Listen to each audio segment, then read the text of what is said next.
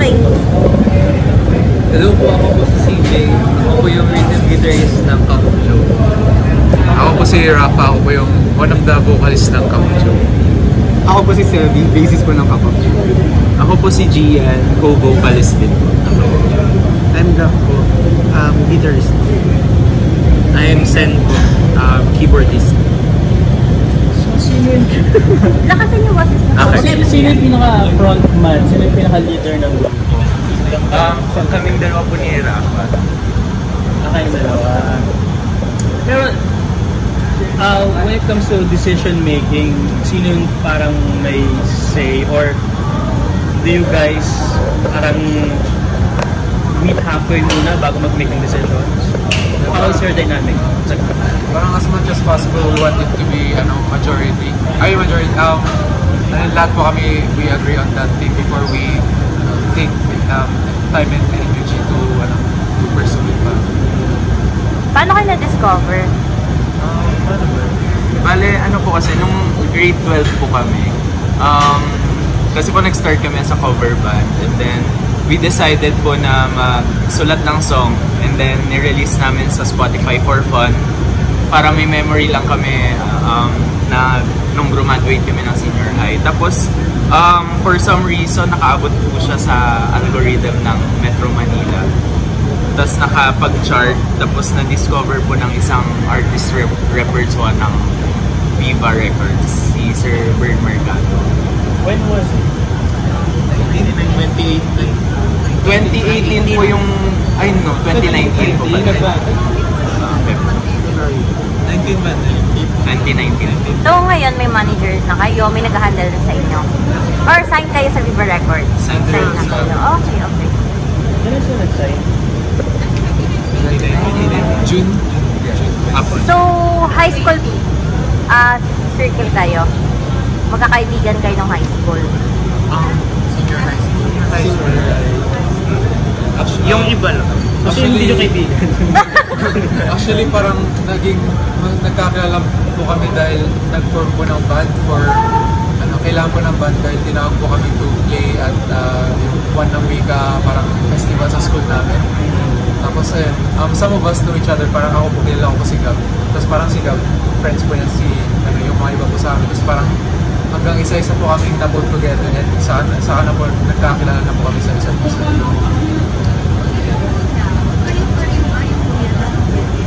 Yes po. Sure? Wala po. Sure po kayo? Sure kayo? Sure kayo. Pero how did you guys get your name? Cup of Joe.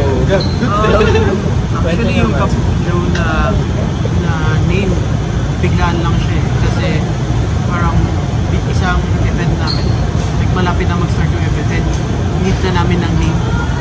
Need na namin ng name ng band. So, ayun, hindi naman sa na-pressure, parang bigla ko na lang naisip yung Cup of Joe. Ano ka bang basa mo? Ay, wala naman po. Like, wala naman po. Tapos sabi ko, what if Cup of Joe na lang? Tapos sabi nila, sige, okay na yun. Okay Wala na ka yun. inspiration, wala sa Diyos. Wala. Pero nagkaroon po siya ng meaning as time passed by. Ano nang meaning ng Cup of Joe? Kasi po yung Cup of Joe, slang siya ng kape. And parang in-incorporate namin siya sa sound namin, sa vibe namin, na every time they listen to our music is parang umiinom sila ng kape na nakaka-relax, parang chill lang, gano'n. Which is bumagay din kung nasaan kami sa Baguio. So that's how you define your music? Yeah, Relax so parang, and chill.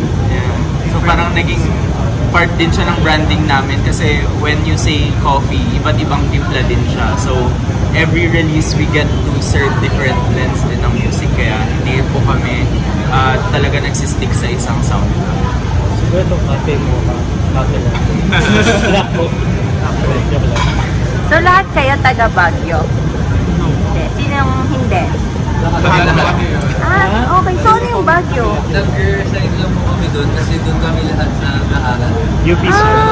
Okay. Provinces. Okay.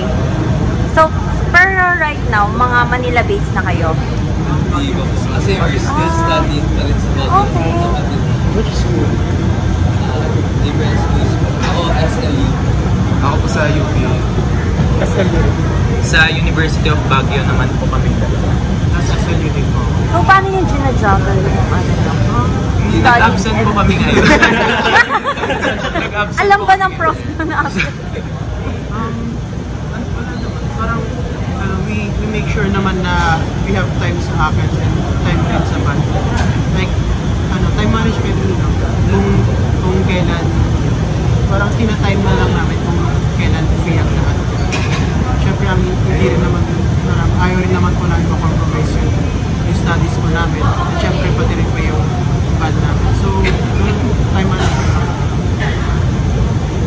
Ano ba kayo? Parang plan nyo talaga na sa Manila yung nagkataon na talaga. Nung nag-start po kami, wala namang ganong plan. Pero nung nakita po namin yung wave na nagawa ng music namin, parang it became a dream. Actually, parang ang daming bands na yun na higit na galing from Baguio. So, what do you think about the scene there that makes it special right now? Actually, parang kasi parang nakaka-proud talaga, like seeing our fellow, na mga nagbabanda rin from the same city where we were created. Tapos parang they're making a name for themselves. And alam mo yung mga ibang tao sinasabi na parang meron yung competition between them. Pero like, wala eh. Like, for example, yung other bands like Dilaw, we view them as brothers din. We're very proud of each and every achievement they this past few months.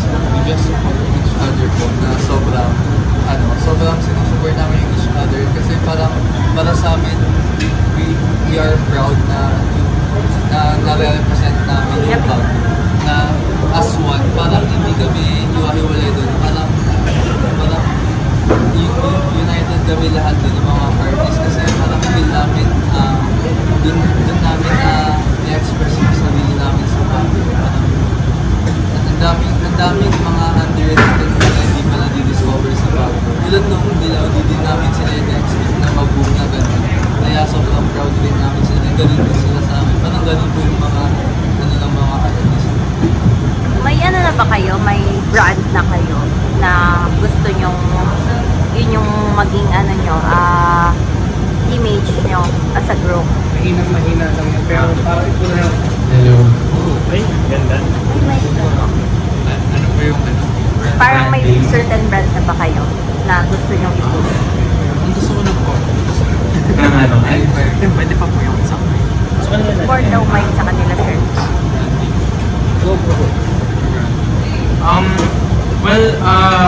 Yung sa branding naman po,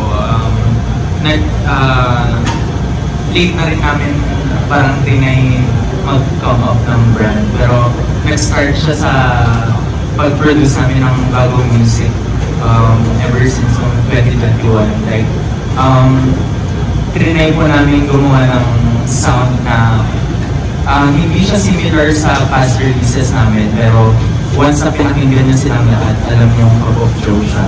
So, you can say na experimental music namin. And nadala po namin yun sa styling namin sa sarili namin. We came up with a brand of styling na parang gender bending. Parang focuses on individuality. Yeah. Parang kung mapapansin nyo po, like with our performance later on, parang wala po sa amin yung as in same ng how we dress and how we express ourselves. Kasi yun yung in-encourage po namin within the band. Just be yourself and have fun on the stage. Parang gusto rin po namin lumayo doon sa typical image ng boy bands na parang clean cut, yung may isang image. Yung may parang uniformity. Parang we wanted to show our individuality and at the same time connect through our music. In terms of genre, meron na kayong parang genre na gusto nyo or gusto nyo all around kayo? Well, initially po, our songs every time we write them, we don't have any genre in mind. So as much as possible, every song must have its own unique quality. Na, uy, paano kaya natin iibahin yung song na to? How can we make it different? For example, from Estranjero, Tumananatili to Tatera. All three of those songs have each individual characteristics and productions. So we stick with the mindset that every time we write a song or we produce a song, we do not have a genre in mind because that would limit our output. Agree ba kayo doon? So, amen. Who's the songwriter? Songwriter po, wala naman po may... All originals ba yung ano nyo? Yes po, kami po lahat ng CDs. Depende. Pero, yeah, lahat naman po kami na-pitch in. Pero,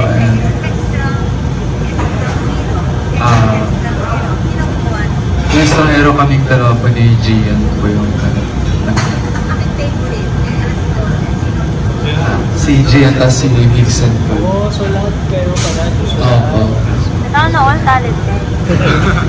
Question lang, sabi nyo kanina, parang you're proud that parang Baguio is being represented. Pero